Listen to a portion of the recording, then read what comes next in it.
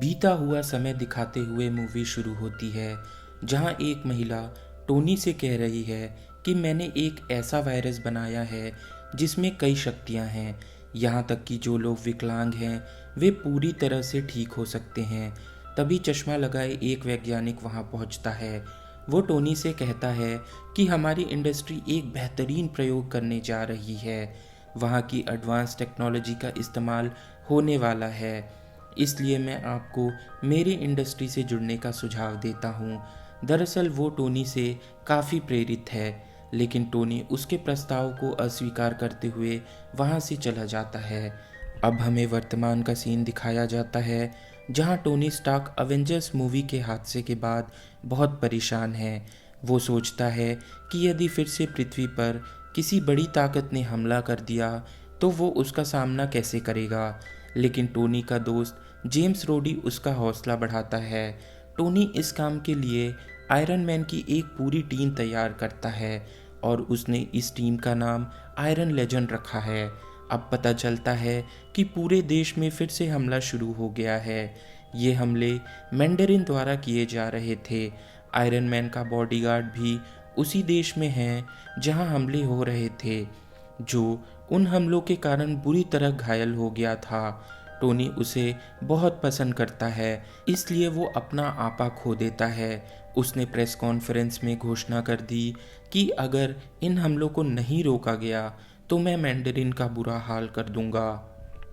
लेकिन ऐसा लगता है कि मैंडरिन को ये बात पसंद नहीं आई, इसलिए वो टोनी के घर को निशाना बनाता है। नतीजन टोनी का घर बर्बाद हो जाता है।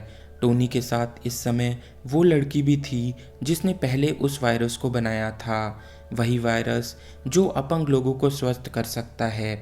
अपना सूट पहनकर आयरन मैन उस लड़की को बचाकर निकल जाता है, लेकिन आयरन मैन के सूट में एक एरर आ जाता है जिसके कारण वो अपने डेस्टिनेशन पर नहीं पहुंच पाता। वो एक जगह पर क्रैश हो जाता है जो जगह बर्फ से ढकी हुई थी।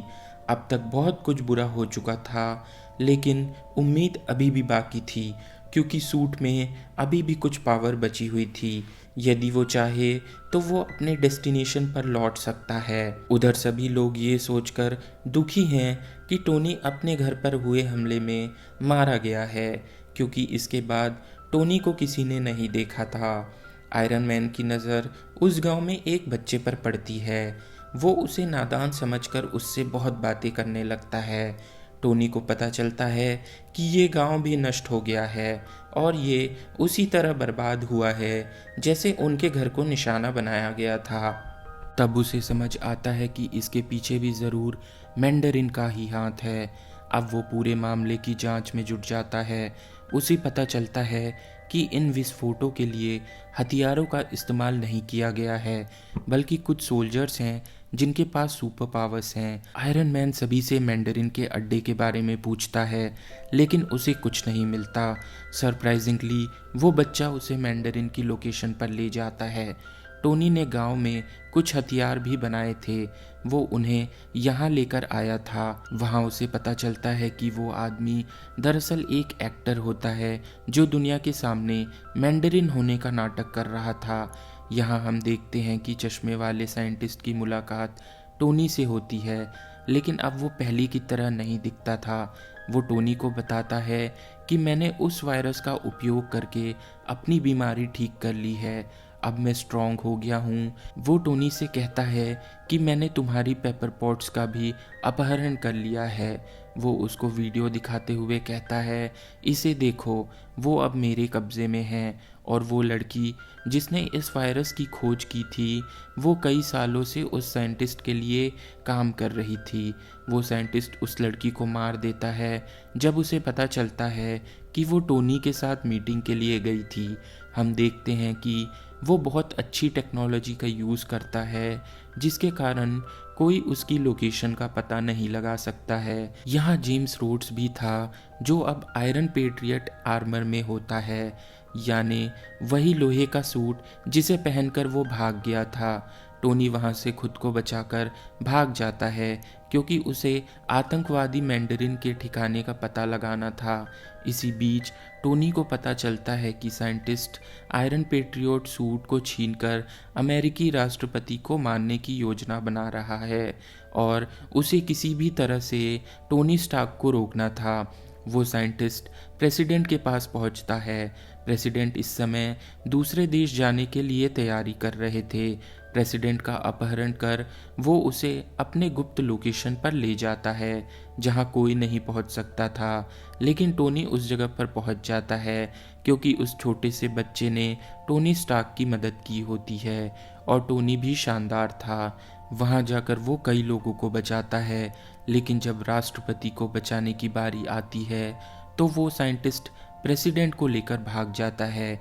लेकिन ये पता चल जाता है कि साइंटिस्ट का लोकेशन क्या था। ये समुद्र तट के पास एक जगह थी। वो आखिर राष्ट्रपति को यहाँ क्यों लेकर आया था? क्योंकि वो प्रेसिडेंट की मौत को लाइव स्ट्रीम करना चाहता था ताकि उसे प्रसिद्धि मिल सके और लोगों को उससे भय का अनुभव होने लगे। दरअसल वाइस प्रेसिडेंट ने साइंटिस्ट को राष्ट्रपति का अपहरण करने में मदद की थी। ऐसा उन्होंने अपने पर्सनल गेन के लिए भी किया था क्योंकि उनकी एक अपाहिज बेटी थी जिसे वैज्ञानिक द्वारा उस वायरस से ठीक किया जा रहा था। अब देखा जाता है कि वैज्ञानिक की लोकेशन पर टोनी और उसका दोस्त है। टोनी अपने दोस्त से कहता है, मैं अपनी पेपर पॉट्स को बचाऊंगा और तुम राष्ट्रपति को बचाओ। अब देखा जाता है कि आयरन मैन वैज्ञानिक से भी पहले पहुंच गया था। इन दोनों ने आयरन सूट पहना हुआ था और इनके बीच ज़बरदस्त लड़ाई होती है। दूसरी ओर रोडी राष्ट्रपति को बचा लेता है और वो उसे सुरक्षित करता है। वो प्रेसिडेंट से कहता है, अभी यहाँ से चले जाओ। आयरन मैन पेपर पॉट्स को बचाने की कोशिश करता है, लेकिन वो नीचे गिर जाती है जहाँ आग लगी हुई होती है। आयरन मैन को डर था कि पेपर पॉट्स मर जाएगी, लेकिन दिलचस्प बात ये थी कि उस वैज्ञानिक ने पेपर को एक्सट्रीमिस वायरस का इंजेक्शन लगाया था, इसलिए वो उस आग से सुरक्षित रहती है और अब वो ठीक हो गई है। ये उनके लिए एक लकी बात साबित हुई थी। अब आयरन मैन उस वैज्ञानिक के पास जाता है। उनके बीच ज़बरदस्त लड़ाई होती है। टोनी के किसी भी वार का उस साइंटिस्ट पर कोई असर नहीं हो रहा था। तब वो अपना सूट उतारकर साइंटिस्ट पर डाल देता है। उस सूट की एक खासियत थी कि वो खुद ही फट जाता था और टोनी भी ऐसा ही करता है। वो सूट फट जाता है, लेकिन वो साइंटिस्ट अभी भी जिंदा होता है। वो जल गया था, लेकिन उसमें अभी भी शक्ति है। तभी पेपर पॉट्स भी वहाँ पहुँच जाती है। वो उस वैज्ञानिक को बहुत बुरी तरह से मार देती है। आखिरकार उसकी मृत्यु हो जाती है।